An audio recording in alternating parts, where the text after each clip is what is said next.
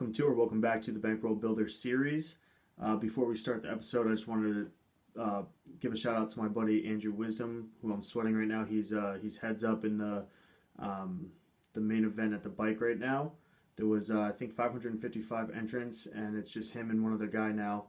So he's guaranteed 94K, and I think first place is like 163 or something like that. And he has a 3-1 lead, chip lead right now. So shout out to him, one of my good friends. So the hands that we're going to go over on this episode are from 3 sessions played. Well, actually, one of the sessions I don't even have any footage from the 16th. I only played for an hour, and I added like $1 to the bankroll, so there weren't really any relevant hands there. So the 17th, we have some hands to go over from the 17th. We added $7 on that day, and then on the 18th, earlier tonight, we played for 4 hours and we added $32 to the bankroll. So we'll go over that for anyone new to the channel. What we're doing here is we deposited $20 on a site called Ignition, which is the smallest deposit you can do, and we're playing at 2 cent, 5 cent, $5 buy-in until we have 30 buy-ins for the next level, which is 5 cent, 10 cent with a $10 buy-in, which will be $300. So once we run the bankroll up to $300, we'll be moving up to the next level. We will play at that level until we have 30 buy-ins for the next level, and we'll continue this process until we get to $60,000. So we've been at it for, today's the 18th, so we've been at it for about 3 weeks now. And at the end of the series, this episode, we now have $191.16 in the bankroll. So you guys will get to see the hands played that came from. We'll go over some analysis on this episode, and I will show you our fancy little whiteboard at the end so you guys can see some of the stats. All right. Okay, so we're coming into this hand a little bit late. We had ace 10 with the ace of diamonds. We flopped top pair here. This was a limped pot. The big blind's going to lead for 25 cents. He gets 2 callers behind, so we put in a raise with the backdoor nut flush draw and top pair, top kicker. This guy comes in for the call, so we can pretty much put him on a 10 with us, maybe a diamond draw, middling pairs like 8s, 9s, jacks, things like this. So we call here, flush draw misses, board pairs. If he had a weird thing out of the big blind like 5, 10, he's now counterfeited. We beat all other 10s, so we do call. He had king 10, we take that one down. This was strange. It was a weird raise I think we got priced into, and then the big blind came over the top with like a main raise of 11 cents on top of it, and everyone was just kind of priced in. So we come along for the call. Big blind continues here for half pot. We flop top pair with a not so good kicker. 6 is going to fold, and then 8 will also fold. So in this situation, I mean, yes, he can have overpairs here, but now that we have the call, also we're going to put in a raise here. There's a lot of bad cards that can come on the turn for us, and this hand is pretty strong right now. So we put in a raise here. The pot's pretty big anyway. We wouldn't mind taking it down. If he does have an overpair, then he calls, obviously, and we just lose. But I think he does this a lot with like king queens and Broadway type hands that he's going to continue with. So he folds. We get a call from 9, so now the pot's $5.30. This guy's got 240 behind. We're going to check here now. This guy could have a 2 in his hand because he was priced in, and he bets 81 cents there. We get a call, and now he only has $1.58. It's a $7 pot. So one of the situations you got to shrug and call off if he puts him in, and I believe that's what happens, and we're good. All right, guys, so the next series of hands we're going to be looking at are from yesterday, Tuesday the 17th, and we're coming in. We missed the first most important hand we had was pocket queens, and it limped around to us. We're in middle position. We 4x with our pocket queens. We get a call behind in, I think, the cutoff, and then the big blind makes it $1. And he had, I think, 5 or 6 behind. So we call. Then the guy who called us ships it. Big blind ships it. We call. Big blind had pocket aces. The guy behind us had pocket 7s. The flop came out with a 7, so the guy behind us had a set. blank on the turn and a queen on the river to make us a better set. So aces, queens, and sevens. Sevens flop to set all in, and we river to set. So we missed the record on that hand, but that was the first relevant hand coming into the next session. So you'll see we're starting the session I think with like $17 or $18 because I didn't get that hand, but that's where those chips came from. Okay, guys, so we are the preflop raiser on the button here with ace 10 of hearts, and we get two callers, under the gun and under the gun plus one. We flop the nut flush draw with two overs. Pretty good flop for our hand, and doesn't really hit their ranges, I don't think, too much from hands that they're going to be able to call from those positions. I guess like some middling connectors like 7-8, 5-7, 6-7, stuff like that might come along. So he put in a bet, we raise him, we make our flush on the turn. So with his investment there on the flop, we're hoping for like maybe 7-8 or something he could continue with, but he folds there and we take it down. Next relevant hand, we have 10 jack of hearts. The under the gun plus one had min raised under the gun. Under the gun's bet got min raised by under the gun plus one. We come along. We're four ways to this flop in position with 10 jack of hearts, and we flop a flush draw. Under the gun's going to put in a pot-sized bet, so we should be folding here, but if this is on the reel, that means that we call. So we come along for a street, not really realizing four's stack size, so just kind of a bad spot to be in. That's definitely a fold there on that flop with that bet. Now we pick up additional outs. 3 more outs if a king comes, which gives us a total of 12 outs. We're priced in, we call, and we do not get there. We should have folded. We leave this table after it breaks, and I believe this is the last hand of last night's session.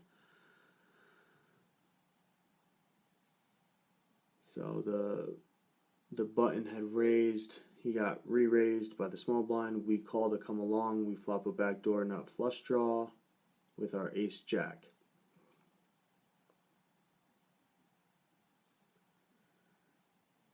$0.50 continuation bet from the small blind, so we're probably going to be coming along to peel one more.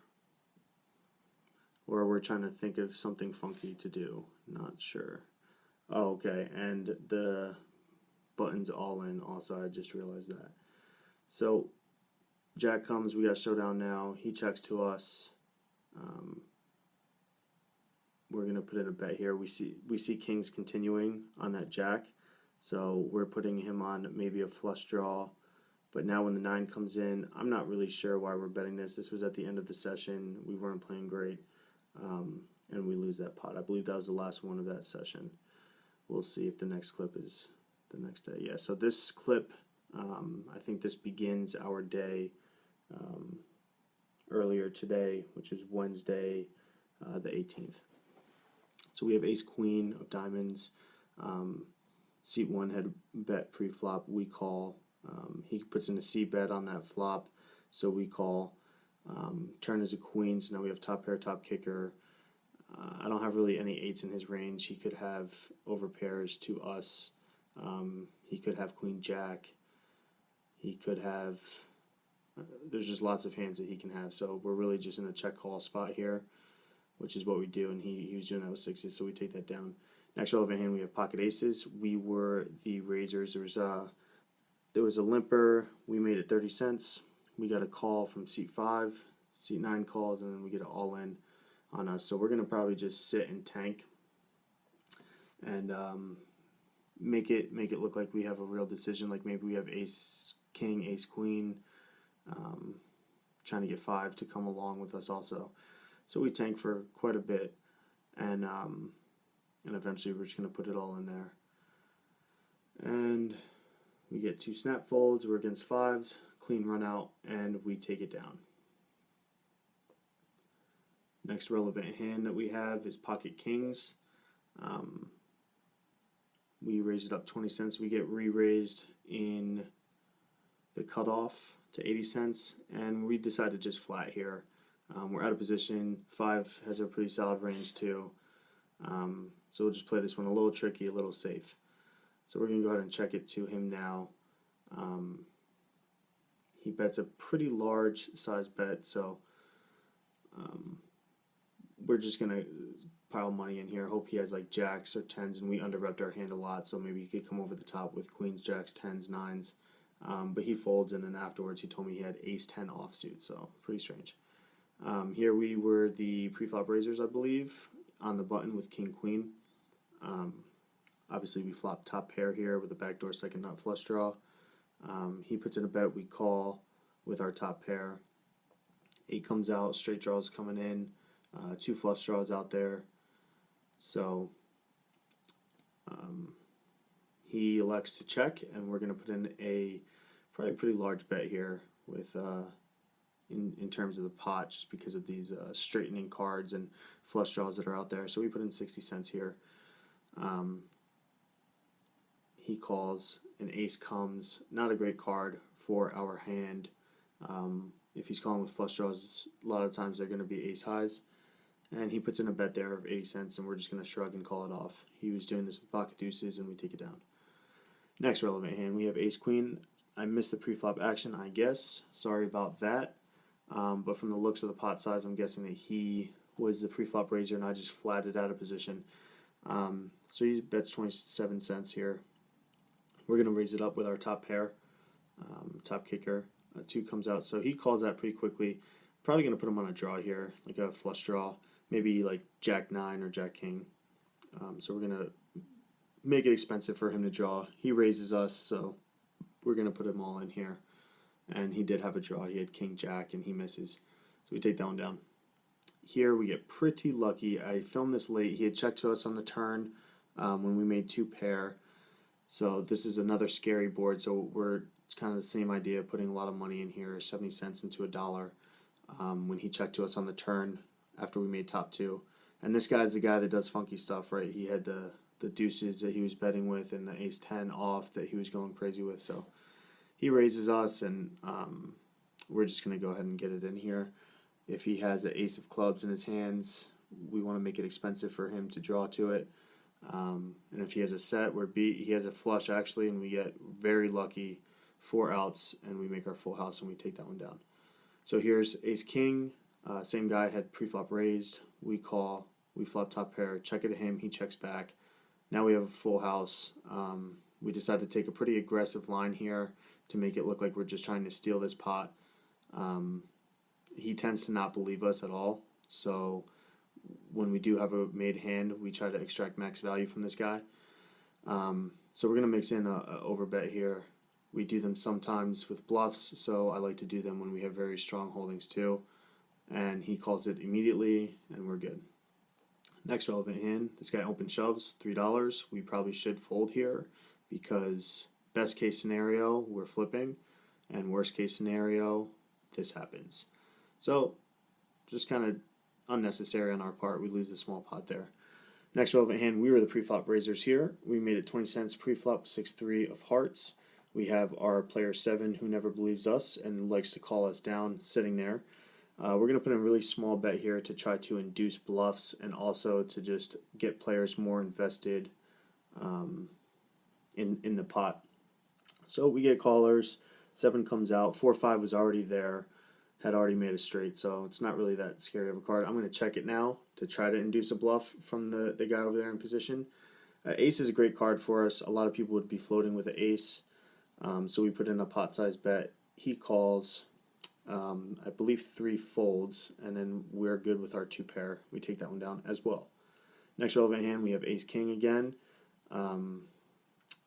Player 7 this time, I believe, was a preflop raiser, I think. Maybe we were. I don't remember. But kings come out. Pretty great flop for us. So we just lead it in position, 25 cents into 75 cents, and player 7, the non-believer, calls us. And player 3 is going to fold. So a 5 comes out. We decide we're just going to take an aggressive line here that this guy maybe wants to sniff out with like pocket 10s, jacks, something like that. Maybe even ace high. He's kind of been going crazy here. So we are going to go for the overbet again.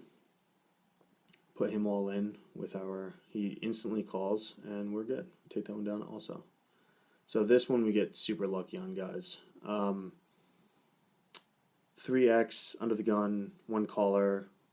We decided we want to play 4-7 suited, out of position from the big blind. So I always recommend raising it up significantly if you're going to play hands like this to represent strength. If there's a low run out, then you could take it down. Oh, you know what? This is not the hand we get lucky on. This is the hand that we misplay terribly and maybe set ourselves up to make a lot of money on the next hand. So we're just going to start bluffing into it for no reason. We've made some money, and we're, I guess, unhappy with that. We do have a gut shot. And we've been playing a very tight range, and I know this guy's been paying attention to it, so we're just hoping he can give us credit for maybe a boat here or an overpair. I don't really know what I was trying to sell here. I kind of just went nuts and just bluffed. Tried to run a bluff against this guy. He had ace-jack, and he took it down. So here's our lucky hand. We raised 5x with 2-5 of clubs. We're in position, so we're going to put in a c-bet here. Now, we had just run a similar play against this guy, and he was able to see what we were doing it with. So we put in this bet here, and he's going to put in a raise. Now, player 2 folds, and we should be folding, but we do have position. I know he's a good player, and I'm thinking that maybe he's remembering that we do stuff like this, and he's just trying to take the pot down. So we decide to call and float him in position. Now we turn a flush draw, and any other card I think we would probably just be folding, but there's huge implied odds here if we do hit our flush, and if we do hit our flush, it's very hidden.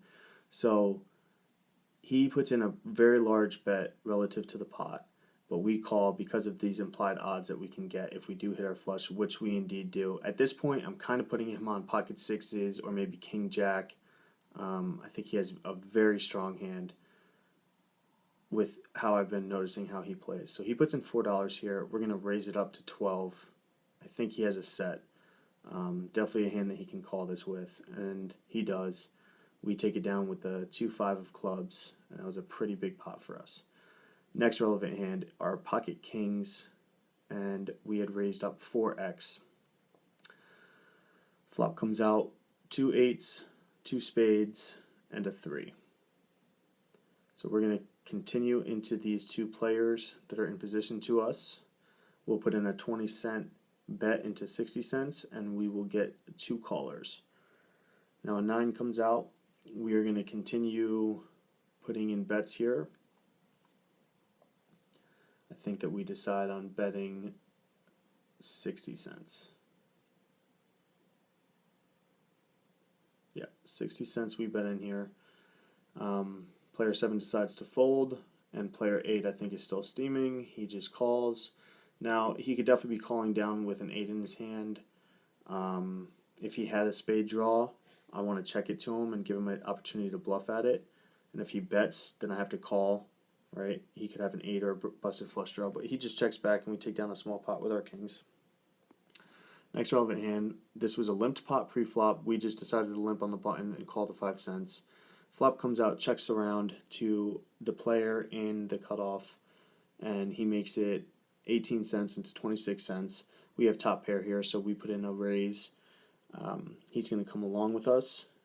He checks here pretty quickly. I think it's safe to say he's on a flush draw. Maybe he has like pocket 2s, just weird hands, maybe a weak king. So he continues coming along with us, and we decide to check here. We don't think there's too many hands we're beating that are going to call. And that's it. That was the end of that session. So, all right, guys. So the bankroll is now at 191.16. We're plus 171 since we started with the $20. We're averaging 60 big blinds an hour, which is insane. Total time played 57.5 hours. And while we were doing the hand analysis, I just got the call from my buddy Andrew Wisdom, and he won the tournament. So it was the CPPT main event at the bike tonight, and first place is 165K. The bind was 1100, and my man took it down, first place. So really happy for him. Just got off the phone with him, and awesome stuff, man. Congratulations. Really happy for you. And for all you guys, thanks for joining us for this session. And we will be playing the next couple days, and I will post up progress on the next episode. All right, have a great week.